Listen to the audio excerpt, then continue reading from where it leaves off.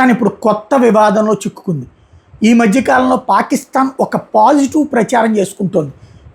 పాకిస్తాన్లో చక్కగా మహిళలకి మహా ఆదరణ వస్తుందంటూ కొంతమంది విదేశాలకు సంబంధించినటువంటి మహిళా ఇన్ఫ్లుయెన్సర్లని గెస్టులుగా పిలిచి వాళ్ళకి అపర మర్యాదలు చేసి వాళ్ళ చేత చెప్పిస్తోంది.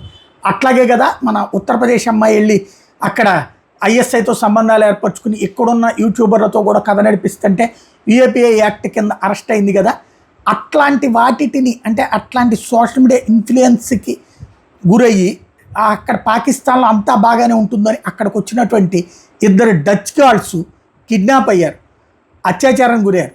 ఇందులో దారుణం ఏంటంటే మొహమ్మద్ రజాదార్ ఎవరైతే Pakistan deputy prime minister Ishaq Dar వాళ్ళ మనవడు ఈ ఘాతుకానికి పాల్పడ్డాడు.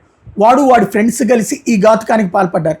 ఈ టూరిస్టుల మీద పాకిస్తాన్ సేఫ్ అని చేసుకొచ్చిన ప్రచారానికి ఏకంగా పాలకుల కుటుంబాలే ఇంత అరాచకం చేస్తాయన్నటువంటిది బయటపడింది.